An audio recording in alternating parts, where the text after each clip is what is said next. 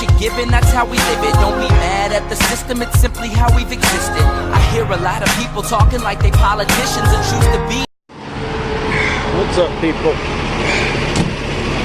Well, I did not make it to the Flying J yesterday.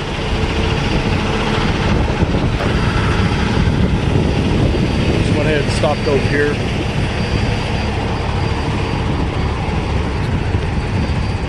And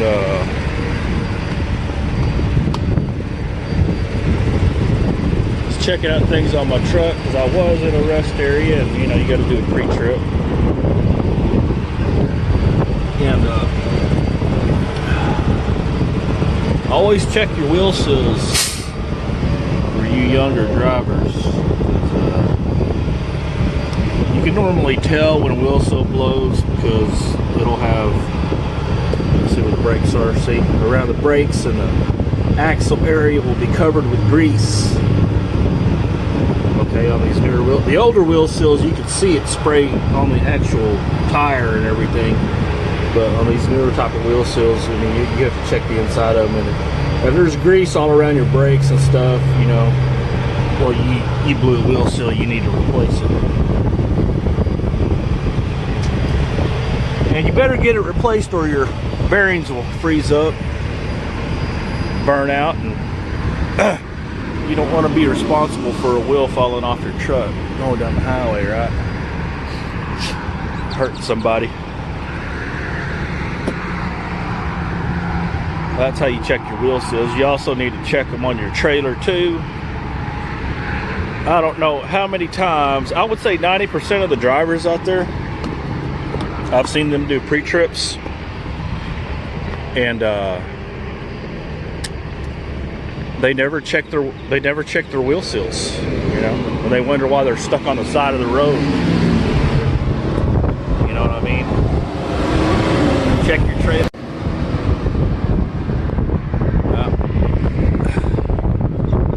Listen for any leaks that you can hear.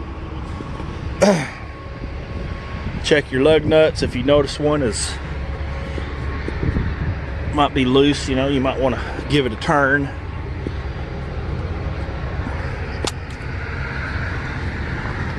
You need to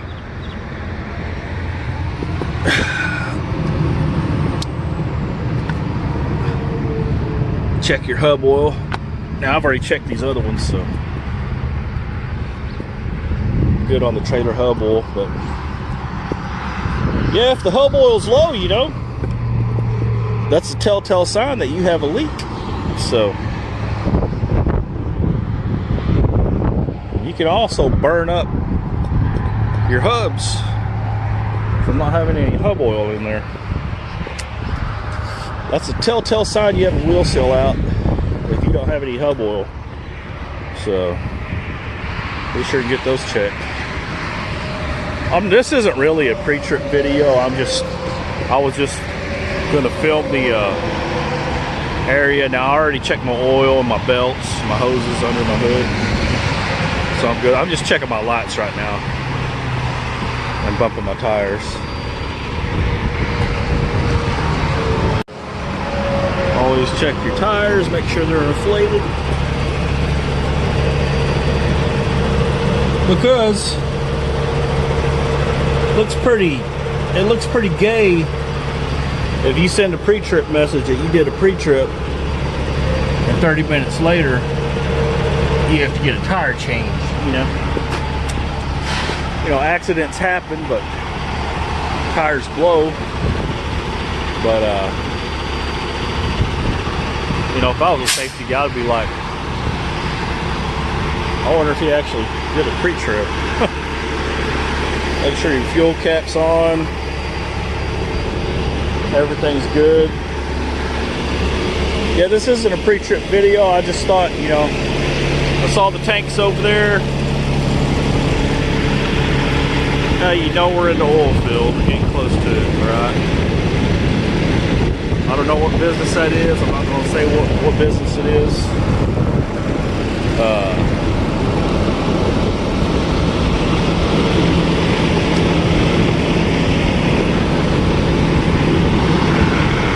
Everything looks good with the light. I woke up before my screaming Mimi went off, so we're gonna have to turn that off. We'll have to jump back in the bunk and get that thing turned off. Drive you nuts. Well, I'm gonna set this right here. I got this thing on a little tripod, so hopefully it won't fall where it's at. But I need to turn off that screaming meanie.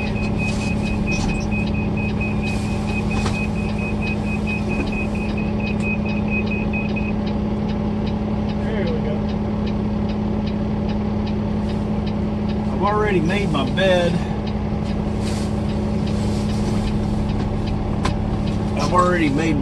And I've made some coffee. So I need to get me some coffee.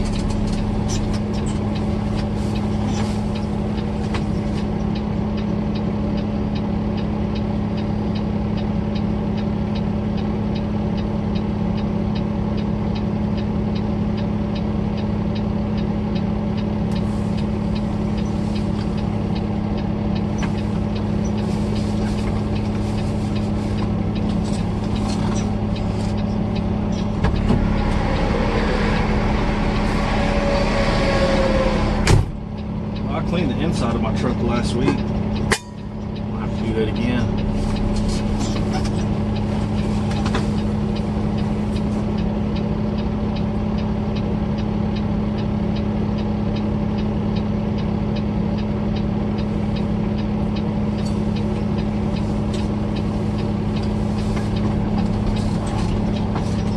Oh, gotta have my coffee. Got to have my coffee. I like it when I make it because I know how I like it.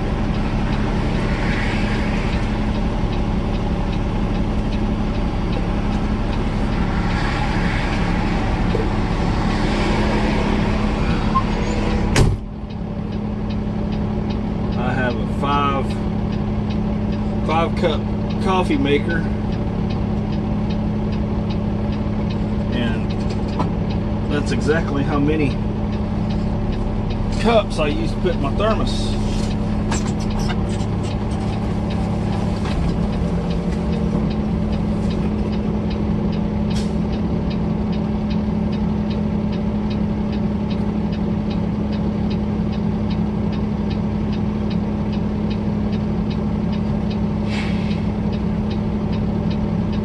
Just a second.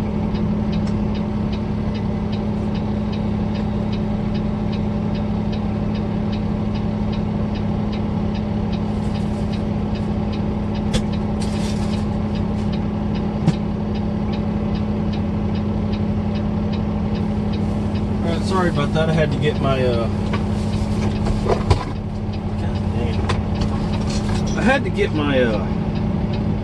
coffee mug lid, and throw me something in the microwave, some breakfast. And oh, I forgot to show you guys an old trucker tip. You know, you've seen the trucker tips, or a lot of you know how to put a bead back on a tire that's come off the bead. You just spray that brake fluid in there, or even that ether inside the tire, and you know, put a flame to it, and it'll pop that tire back on that bead. And that's how they do a lot of large tires still to today. You know, tractor tires to get it started on the bead.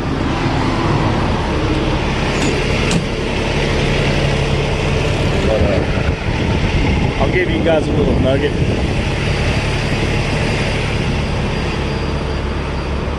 You younger drivers out there. Alright. Where we at here? I can't really get to it or see it. Okay. You see the brake chamber right here. This is your brake chamber, right? This is your slack adjuster. Okay, this is where you adjust your brakes at. On the back side of that is a nut. You can loosen it up, you know, lefty loosey, righty tighty. But say you have a locked up brake, your brake cam's over. Alright? Say you have a locked up brake. If you have a locked up brake, you're not going anywhere, you know, because it's against the drum. No trucker tip, come back here, release your brakes, come back here, back your brake off where it's locked down at. If say if it's this wheel that's locked down, come back out here, get behind your slack adjuster with either a wrench or a ratchet, socket ratchet. Back your slack adjuster off. So what you want to do is you want to take, see there's two hoses right here, you take the hose off, the inlet hose off, right? You take the inlet hose off, and I believe, if I remember right, you put a nickel in that damn hose. It's either a nickel or a dime. I think it's a nickel, but it might be a dime. Put a nickel on the end of that hose where that nut is, put it back on your brake chamber, it'll stop the air coming back in to your brake chamber and locking your brake back down again. That's an old trucker tip to get you back out on the road, to get you to a shop where you don't have to pay. You don't have to pay, you know, a mechanic come out there on a road call. You can just go ahead and take it to the shop. Because if the air comes back through the brake chamber, it's going to lock your brake back down. You know, your brake's going to be cammed over. It's going to lock it back down again. So that's an old trucker tip. Old trucker tip. Down the road to a shop instead of being locked up on the side of the road. Spending all that money on a mechanic to come out, fix your brakes. You know, you just take it into the shop. You won't be locked up.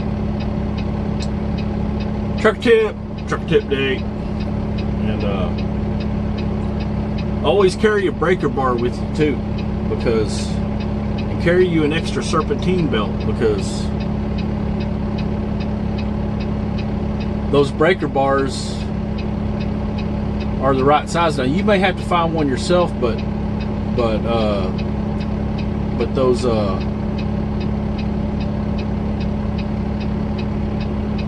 lot of those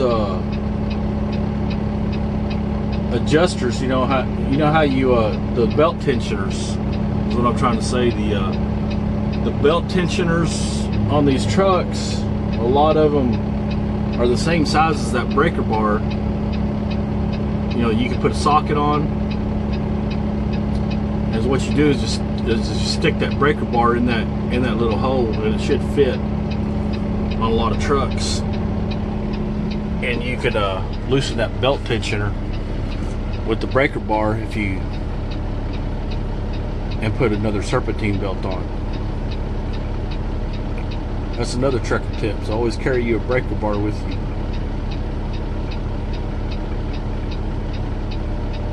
But yeah, I made me a cup of coffee. As you can see, we'll diagnostics, no faults found, right? Oops. Left rear lamp's fault. I'll take that back. Left rear lamp's fault. Huh. That's something new. Let me turn off these hazards.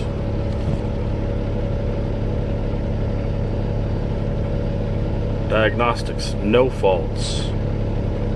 Now it's no faults. So we're going to recheck that. I don't go over the speed limit anyway.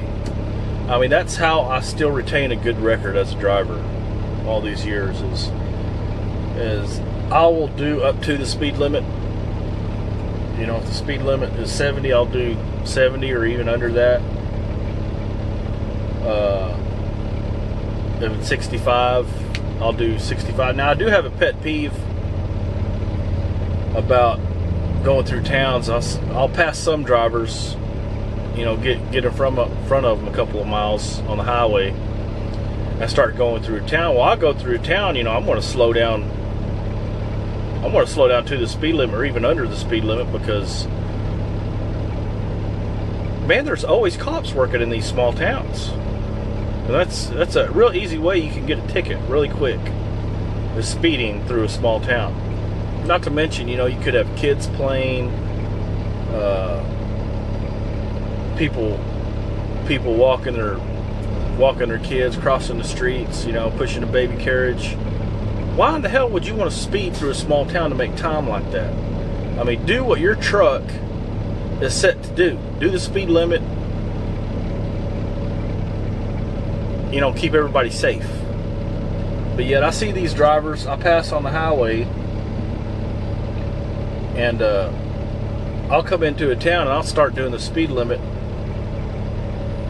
and here they come by me, doing 5-10 miles an hour over the speed limit.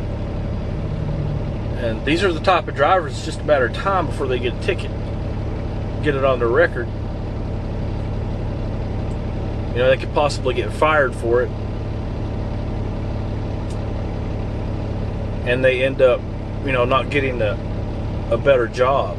And they wonder why, and then they're pissed off about everything. And they want to quit. And they talk shit about truck driving and stuff. How truck driving sucks. They can never make it. They want to go home.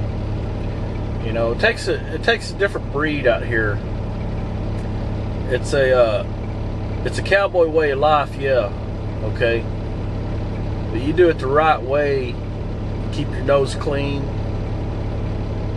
you keep tickets off your record, and you can prosper in this business. But you've got to be smart about it, is what I'm saying. You got to be smart about how you're driving, where you want your future, what you want your future to be in this business. Now, if you don't give a shit what your future is in this business, you're just doing it for a paycheck, then you're probably going to be the guy that's going to be getting these tickets, because you're not going to care. You're not going to care, oh, I'm doing 5 miles and over. I don't care. I just want to get home, You're probably going to be that guy getting those tickets on his record, getting fired from his job, not being able to get a good truck driving job to better yourself. And you get stuff on your CSA like that. You get those points on your CSA like that. Good luck getting onto a carrier. Even if you buy your own truck, good luck getting onto a carrier that's going to hire you. A good carrier for good money. You still may get onto a carrier, but one that pays good, that's highly unlikely, because all the good paying carriers, they have a standard, and you need to have a good record. So I just thought I would throw that out there. I do wish everybody luck in their trucking career.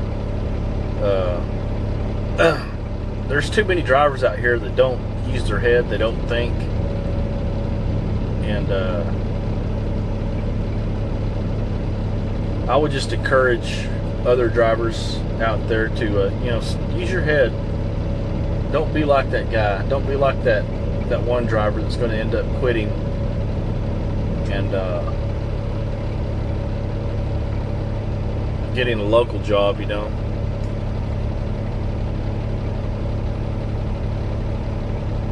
at doing whatever. He may get a shitty truck driving local job or that doesn't pay well, and he'll be even more miserable. Or getting out of trucking altogether. If you want to stay in trucking,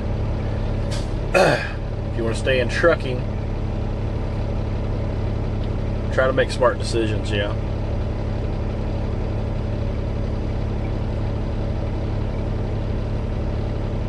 You need to think of it as a challenge every day when you get out here driving a truck to make sure your truck is safe, and get to where you're going safely, and not taking those chances with your CSA score or with other people's lives.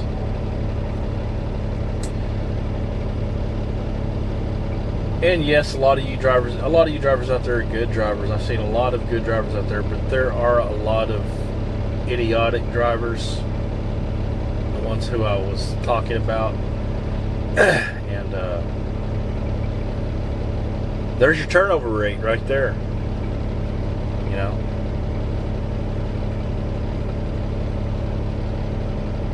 they end up getting out of trucking because they didn't know what they were doing in the first place, getting into it. They wouldn't take advice. They wouldn't take good advice. But anyways, I'll end this video right here. Drink my coffee, a little bit of my coffee, and go get this load dropped off, because I need to go get my other load. Alright. We will talk to you guys later. It's not be an issue with the trailer, but when I look back there, they're working just fine.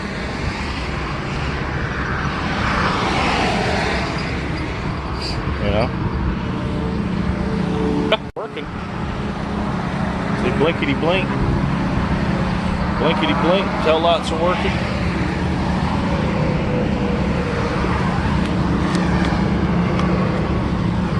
That light's working.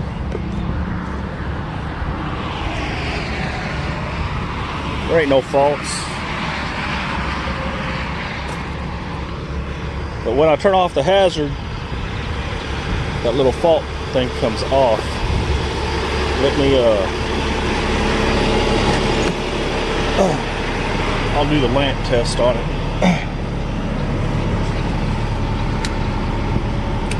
Now, to do a lamp test on a Peterbilt, you need to turn off your lights.